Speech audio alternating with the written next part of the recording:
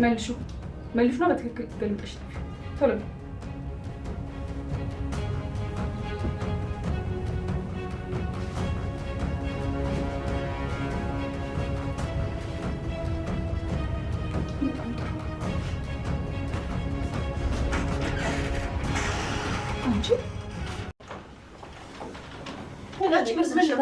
የትኛዋን ነው እንዴ?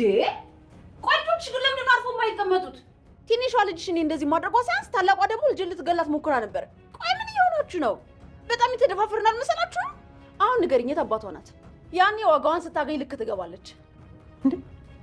ብታገኛት ምን ልታረጊያት ነው? ንገሪኝ እስቲ፣ ምንድን ነው ብታረጊያት? እሱን መጀመሪያ ላገኛት፣ ከዛ ምን ይሻላል? እንደዛ ይሻላል። ይኸውልሽ ሄለን፣ እኛ ነገ ጠዋት ልንወጣ ነው። ከቻልሽ እንደው እሷን ታያትና በሰላም እንውጣ። አዎ ለቀቅ አድርጊያት። ልተዋት አይደለም?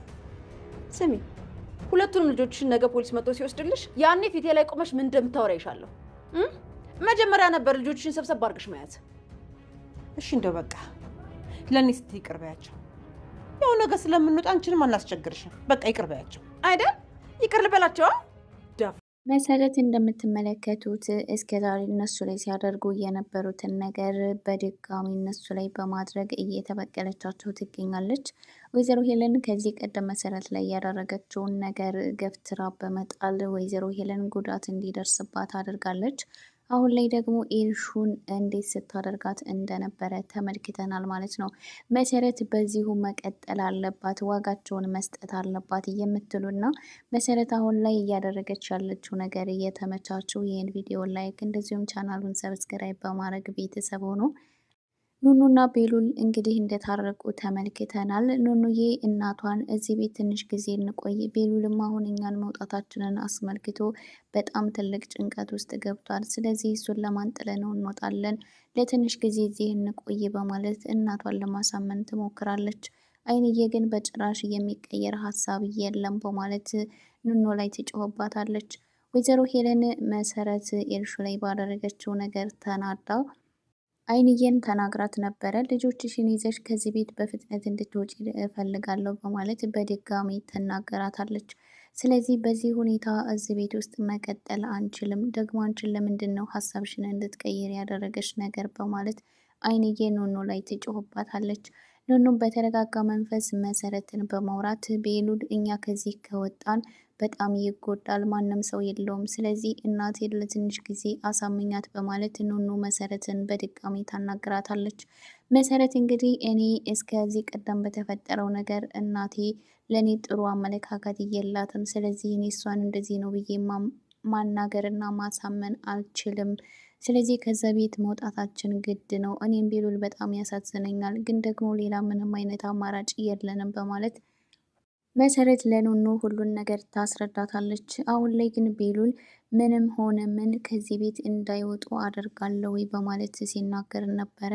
እንግዲህ ከዚህ ቤት ከወጡ ኑኑ የሚሄዷ ስለማይቀር እኔ ደግሞ በጣም እጎዳለሁ፣ እሷን ሳላያት መዋልና ማደር አልችልም እያለ ለቤዛ ስለ ፍቅሩ ሲያስረዳት ነበረ። ቤዛም እንግዲህ ቀን ከቀን የቤሉል ፍቅር እየጨመረና ይበልጥ ደግሞ እልህ ውስጥ እየከተታት ይገኛል ማለት ነው።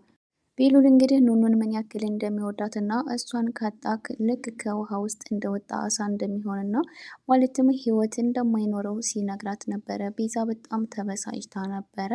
አሁን ላይ ግን እንደምንም ብዬ ከዚህ ቤት እንዳይወጡ ማድረግ እችላለሁ ብሎ ነበረ። ኑኑን በማናገር ከኑኑ ጋር ሰላም ፈጥረው በጥሩ መንገድ እያወሩ ይገኛሉ ማለት ነው። ኑኑም እንግዲህ ይቅርታ አድርጋለታለች። ነገር ግን ትልቅ ፍርሃት ውስጥ እንዳለና ምናልባት ወንድሜ ልትሆን ትችላለህ የሚል ትልቅ ስጋት ውስጥ አለ ብላ እየተነገረች ነበረ። ቤሉል ግን ይህንን ነገር ለማረጋገጥ መመርመር ብንችል ጥሩ ነበረ ብሎ ስጋቷን ሊያቀልላት ይችላል ብሎ ያሰበውን ነገር ተናግሯል። ኑኑዬ ግን ይሄ ይበልጥ ጭንቀቴን ያባብስብኛል እንጂ ጭንቀቴን አያቀልልኝም፣ በዚሁ ሁኔታ ብንቀጥል ነው የሚሻለው፣ ምርመራ የሚባል ነገር የለም ትለዋለች። ቤሉልም በሀሳቧ ተስማምቶ ነገር ግን እናቷን እዛ ቤት ውስጥ እንዲቆዩ እንድታሳምንላት አድርጓት ነበረ ማለት ነው። በዚህም እንግዲህ በጣም ደስተኛ ሆኖ ለቤዛ ሄዶ እንደታረቁና ከኑኑ እንደታረቀ በጣም ደስተኛ ሆኖ ሲነግራት ነበረ። ቤዛ ግን በዚህ ልክ ነው ማለት ነው የሚወዳት። ቆይ ለእኔ ፊት እየሰጠኝ ያይደለው ለምንድን ነው እኔ ለምንድን ነው የማይወደኝ እያለች በጣም ተበሳጭታና ተናዳ ነበረ ማለት ነው። እንግዲህ በዚህ መሀል መኮ ይመጣና ከዚህ ቀደም ስለ ቤዛ በሰማው ነገር ትንሽ ተረብሾ ስለነበረ ስለ ቤዛ ማጣራት ያለብኝን ነገር አጣራለሁ ብሎ ነበረ ማለት ነው። እንግዲህ አይንዬ ይህን ነገር ተመልክታ እንዴት አለ ደረጃ እሷን ታፈቅራለህ? አንተ እኮ ትምህርት የለ ስራ የለ፣ ስለዚህ እሷ የምትመጥን ሴት አይደለችም፣ እንዴት ነው አላቅም የምትንጠለጠለው ብላ አስጠንቅቀው ነበር ማለት ነው። ነገር ግን ማወቅ አለብኝ የሚለውን ነገር ለማወቅ ቤዛን እንደምንም ብሎ እንግዲህ ባላለሽ ወይ ባለትዳር ነሽ ወይ ብሎ ጠይቋት ነበረ። ቤዛ ግን ጥያቄው በጣም ነበር ያበሳጫት ማለት ነው። ቆይ አንተ ማን ስለሆንክ ነው ይህን ጥያቄ የምትጠይቀኝ? እኔ ደግሞ ቢኖረኝ ባይኖረኝ አንተ ምን የሚመለከትህ ነገር አለ ብላ ስትናገረው እንግዲህ መኮ በጣም ደንግጦ ስለነበረ እሱ ልክ ነሽ በማለት ሀሳቡን ወዲያውኑ ትቶ ነበረ ከአጠገቧ የሄደው ማለት ነው። እንግዲህ ኑኑዬ ከሊዛ ፍቅር እንደያዘው መኮ ስለምታውቅ ከእሷ እንዲርቅና ተስፋ እንዳያደርግ ነበረ ሊዛ ባለትዳር ናት ባላላት በላይ ነገረችው ማለት ነው። ይህ ነገር እንግዲህ እሱን በጣም አናዶትና አበሳጭቶት ነበረ በሰዓቱ። ነገር ግን አሁን ላይ ሊዛም በስነ ስርዓት ልታናገረው ስላልቻለች እሱም ምንም ነገር ሳይል እንግዲህ ደረጃውም እንዳልሆነ እናቱ ነግረው የነገረችውን ነገር አሰብ በማድረግ ወዲያውኑ ነበር ከአጠገቧ የሄደው ማለት ነው። ሌላው በሊዛና በቤቲ መካከል ያለው ነገር ነው። እንግዲህ ሁለቱ ታርቀው አሁን ላይ ስምምነት አውርደዋል። ቢሆንም ግን ቤቲ እያደረገች ያለችው ነገር ሊዛን በጣም እያናደዳትና እያበሳጫት እንደሆነ ነው ስትናገር የነበረው። ቤቲ እንግዲህ ምናልባት ቴዲን በዚህ አይነት መንገድ ለመበቀል አስባ ሊሆንም ይችላል። ቢሆንም ግን እኔ እሱን ሳየው የማስበው የሚንከባከበኝና የሚሰጠኝን ፍቅር ብቻ ነው፣ ክፋቱ በጭራሽ አይታየኝም በማለት ነበረ ለሊዛ ስትነግራት የነበረው። ሊዛ እንግዲህ ይህ ንግግሯ በጣም እያበሳጫት፣ አንቺ እኮ ፍቅረኛው በነበርሽበት ሰዓት መሰረትን ሚስቱ አድርጎ ነበር ቤት ውስጥ እያስቀመጣት፣ በዚህ ምክንያት እሷ ህይወቷ ተበላሽቷል። ስለዚህ እንዴት አይንሽ እያየ እንደዚህ አይነት ህይወት ውስጥ ትገቢያለች በማለት እንድትጠነቀቅና ከዚህ በኋላ ቴዲን ማመን እንደሌለባት እና የእሱን ፍቅር መርሳት እንዳለባት ነበር ስታስጠነቅቃት የነበረው።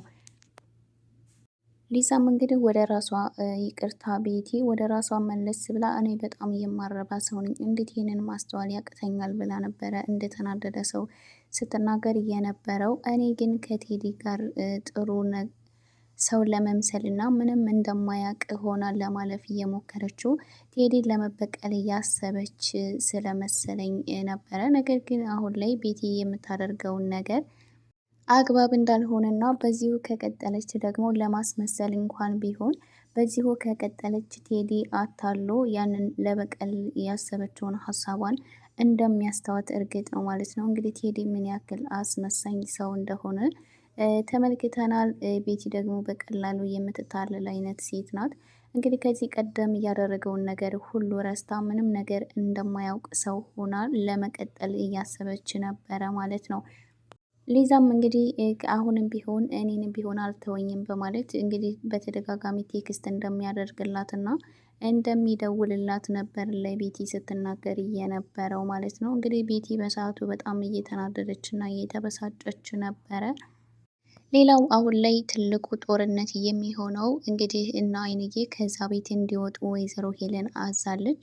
ነገር ግን ቤሉል ደግሞ ማንም ሰው ከዚህ ቤት መውጣትም ሆነ መግባት አይችልም ያለኔ ፈቃድ ብሎ አንቺ ማን ስለሆንሽ ነው ማስወጣት ማስገባትም የምትችው በማለት ወይዘሮ ሄለን ላይ ሲዝትባትና ሲያላግጥባት ነበረ ማለት ነው። እንግዲህ ወይዘሮ ሄለን የሆነ የተማመነችው ነገር እንዳለና ይሄ ቤት የኔ ነው ብላ በሙሉ እምነት ነበር ስትናገር የነበረው። ቤሉልም ይሄ ቤት የእናቴ ቤት ነው ስለዚህ አይመለከተሽም ብሎ አስጠንቅቋታል። ስለዚህ እና አይንዬ ቤሉል እንዲወጡ ስለማይፈልግ እዚህ ቤት ማንም ሰው አይወጣም ብሎ ትዕዛዝ ተሰጠና እና አይንዬ እዛ ቤት ውስጥ እንዲቆዩ ካደረጋቸው በኋላ ወይዘሮ ሄለን ደግሞ እንዲወጡ ትፈልጋለች። ይህ ሀሳብ እንግዲህ በሁለቱ መካከል ትልቅ ጦርነት ሊነሳና ሁለቱም ትልቅ እልህ ውስጥ ሊገቡ ይችላሉ ማለት ነው። ቤዛው እንግዲህ ስትናገር ተመልክተናል። ወይዘሮ ሄለን አሁን ላይ በጣም እየተናደደች እንደሆነና በዚሁ ከቀጠለች የሆነ ሰው ላይ ጉዳት ልታደርስ ትችላለች። ስለዚህ መጠንቀቅ ይኖርብናል በማለት ነበር ስትናገር የነበረው። በተለይ ቤሉልን ልትጎዳው እንደምትችልና ይበልጥ ጥንቃቄ ማድረግ እንዳለበት ነበር ስትነግረው የነበረው። ቤሉል ግን ከምንም ቁም ነገር አልወሰደውም፣ ምንም አታመጣም በማለት ቀለል አድርጎ ነበር እየተመለከተው ማለት ነው። ስለዚህ ወይዘሮ ሄለን ያንን ቤት የግሏ ለማድረግ እና ሁሉንም ሰው ከዛ ቤት ውስጥ ለማስወጣት የምታደርገውን ነገር ሁሉ አድርጋ ልታስወጣቸው ትችላለች ማለት ነው። ከዚህ ቀደም እንግዲህ ማስታወስ ያለብን ነገር ቤሉልን እንኳን ሳይቀር ቤቱን ለቀህ እንድትወጣ ፈልጋለሁ ብላ አስጠንቅቀው ነበረ። ስለዚህ ይህንን ነገር እንድትናገር እያደረጋት ነገር የሆነ የተማመነችበት ነገር እንዳለ እርግጥ ነው ማለት ነው። አይንዬና ወይዘሮ ሄለንም እንግዲህ ሄለን እስከ ዛሬ እያስመሰለች ቢሆን ለአይንዬ ጥሩ ሰው ለመምሰል እየሞከረች ነበረ ማለት ነው። ነገር ግን አሁን ላይ ሁለቱም ስለተነቃቁና ወይዘሮ ሄለን ከዚህ በኋላ ማስመሰል ስለማትችል አይንዬም ቢሆን ብዙ ነገር ወይዘሮ ሄለንን ስለተናገረቻት እዛ ቤት ውስጥ ቢቆዩም እንኳን በጥሩ ነገር ሊቆዩ አይችሉም ማለት ነው። እንግዲህ ሁለቱም እልህ ውስጥ ከተጋቡና ከዚህ በኋላ